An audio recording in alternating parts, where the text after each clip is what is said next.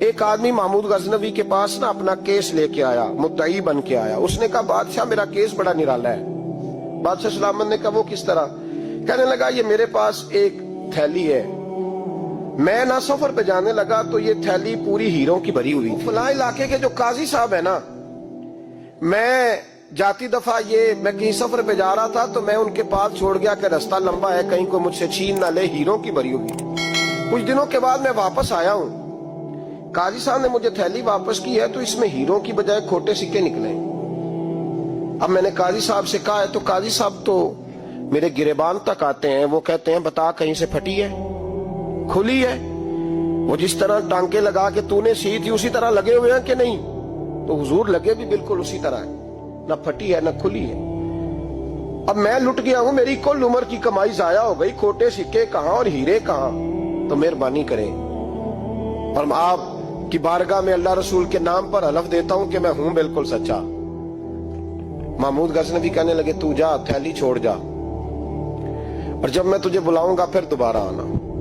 وہ شخص چلا گیا۔ محمود غزنوی اٹھے، دربار برخاست کیا، لوگوں سے کہنے لگے چلے جاؤ، میں 3 دن کے لیے سیر کرنے جا رہا ہوں، 3 دن کے بعد لوٹوں گا۔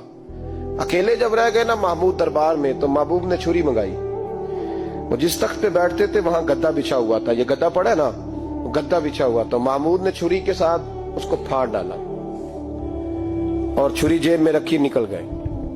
کہنے لگے میرے بعد کوئی میرے دربار والے احاطے میں داخل نہ ہو۔ محمود چلے گئے۔ اب وہ صفائی کرنے والا جب آیا نا، اس نے آ کے دیکھا تو گدا تو پھٹا ہوا ہے۔ اس نے شور ڈال دیا، پہرے دار بھی آ گئے، فلاں صاحب بھی آ گئے، فلاں صاحب۔ اس نے کہا وہ خدا کے بندو، اس کا گدا پھٹ گیا ہے، وہ تو مار ڈالے گا۔ اس نے کہا تھا سوائے صفائی اور نگرانی والے کے دوسرا آئے کوئی نہ، اور یہاں آیا بھی کوئی نہیں، پہلے دن ہی پھٹا ہوا ہے تو لٹکا دے گا سب کو، کیا کریں؟ شور ہو گیا، سارے دربار کے ملازمین اکٹھے ہو گئے۔ ایک بندہ بولا، کہنے لگا فکر نہ کرو، میں کیسے بندے کو جانتا ہوں، اس طرح سیے گا کہ جس نے پھاڑا ہوگا اسے بھی پتہ نہیں چلے گا کہاں سے پھٹا تھا، ایسا بہترین رفو کرے گا کہ پتہ بھی۔ اس نے کہا یار ہم سارے 1 مہینے کی تنخواہ دیتے ہیں، تو بندہ بلا۔ وہ بلا لیا اس کو، اس کا نام محمد رفو گر تھا۔ وہ آیا، اس کو گدا دکھایا، اس کا یار اس طرح سینہ پتہ نہ چلے۔ اس نے کہا فکر ہی نہ کرو، میں بڑا کاریگر ہوں۔ بڑے بڑے کاریگر لوگ نہیں ہمارے ملک میں پائے جاتے، کوئی نشان چھوڑتے ہیں پیچھے بڑے۔ احمد رفو گر کہنے لگا اس طرح سیوں گا کہ پھاڑنے والے کو بھی پتہ نہیں۔ ان کا پیسے لے یار تو سی دے۔ اس نے سی دی، اگلے شام ہی لا کے بچھا دیا گدا۔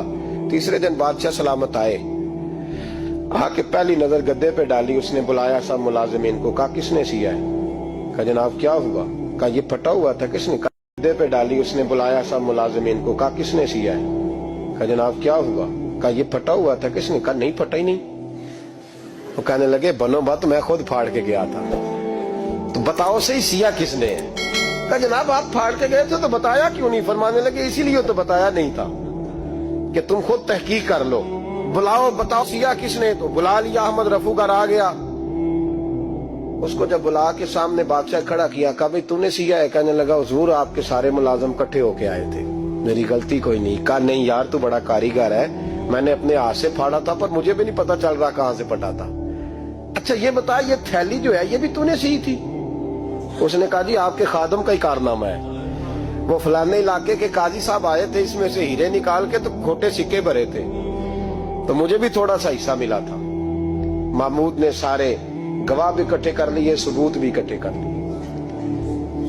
پھر قاضی کو بلایا، پہلے سارے ثبوت اور گواہ کیس حل کر لیا۔ پھر ہمارے ہاں یہ حال ہوتا ہے کہ مدعی 2-3 ہفتے کے بعد خود ہی ہاتھ باندھ جاتا ہے، کہنا تسی میری جان چھڈو، مجرم پھڑو پاوے نہ پڑھو۔ وہ کہتا ہے مجھے معافی دو، میں رہا۔ ظلم ہے نا، ظلم زیادتی ہے کہ جو بیچارہ اتنے سوال مجرم سے نہیں ہوتے جتنے مدعی سے ہوتے۔ آپ یقین کریں اتنے سوالات ہوتے۔ سارے ثبوت اکٹھے کر کے قاضی صاحب کو بلایا، تنہائی میں لے جا کے محمود غزنوی نے کہا قاضی صاحب آپ سے غلطی ہو گئی، غریب آدمی تھا، وہ لٹ گیا ہے، اس نے تو بڑی مشکل سے کچھ ہیرے جمع کیے تھے اور اس کی کل کائنات تھی، تو آپ اس کا مال اسے دے دیں، بات ختم۔ قاضی صاحب کہنے لگے آپ مجھ پہ الزام لگا رہے ہیں، سوال ہی نہیں پیدا ہوتا، آپ میری داڑھی دیکھیں، آپ میرا اعزاز دیکھیں، دنیا جانتی ہے میں اس کا۔ قاضی صاحب انسان بھول ہی جاتا ہے، بندہ بھول جاتا ہے، غلطی ہوگی، مال نے کہا نہیں سب۔ کہا میں تنہائی میں پوچھ رہا ہوں، میں اس وقت پوچھ رہا ہوں جب دوسرا موجود کوئی نہیں، آج توبہ کر لے، मैं कुछ नहीं कहूंगा, तू मेरी जुबान पे एतबार कर, तुझे पता है मैं जो कहता हूं उस पे अमल भी करता हूं, बाज आ जा। पर काजी ने कहा नहीं, मेरी गलती कोई नहीं। महमूद ने फिर बड़े दरबार में बुला लिया, मजमा-ए-आम में। महमूद ने फिर बड़े दरबार में बुला लिया, मजमा-ए-आम में। मोहलत के दिनों में जो तौबा कर ले वो बच जाते हैं, लेकिन लोग रुस्वाइयों के दिनों में फिर वापस लौटते हैं अगला घर देख के, फिर हालात और तरह के हो चुके होते हैं। जब भरे दरबार में काजी को बुलाया, भाई तू मानता है कि नहीं? उसने कहा नहीं। तो कहा बुलाओ अहमद रफूगर को। जब अहमद रफूगर आया तो बूढ़े काजी की टांगे कांपने लगी, जुमले टूटने लगे, लफ्ज जमीन पर गिरने लगे, बात सही नहीं होती, जुबान लड़खड़ाने लगी। महमूद कहने लगे काजी मैंने तुझे कहा था वहां मान जा बात, अब भरे दरबार में बोल। तो जब काजी साहब की गर्दन खुद ब खुद झुक गई तो दुनिया समझ गई। कहा निकल जा मेरे दरबार से। महमूद बोले निकल जा, इतनी तुझे इज्जत दी, इतनी बड़ी तनख्वाह दी, काजी बनाया, और ये छोटी सी रकम के लिए, थोड़ी सी रकम के लिए तू बददियानत हो गया, चल चला जा, निकल। काजी दरबार से निकला तो लोग लानतें बरसाने लगे। कल जो दुकानें छोड़ के सलूट करने आते थे वो कहने लगे इसकी उम्र देखो, इसके काम देखो, देखो इसने क्या किया। घर गया, बच्चे जिनके लिए पाप कमाया था, जिन्ना ली तू पाप कमाए हुन किथे नहीं हो तेरे घर दे। वो बच्चे कहने लगे अब्बा जी हम तो स्कूल मदरसा जाने के काबिल नहीं रहे, उम्मीद थी कि बीवी साथ देगी। वो कहने लगी मैं मेके कैसे जाऊंगी, गली की औरतें तरह तरह की बातें बनाती हैं। और भाई कामयाबियों के बड़े सरबराह होते हैं, तो कामयाब हो जाए तो सारे कहते हैं मेरी सपोर्ट से हुआ है। नाकामियां हमेशा यतीम होती हैं, नाकामियों का कोई सरबराह नहीं होता। जब तक तो काजी था तो बड़े बात थी, हर बंदा कहता था रिश्तेदार है, और रुसवाई हो गई तो वो तेरी आंख हो या संगे मलामत की चुभन।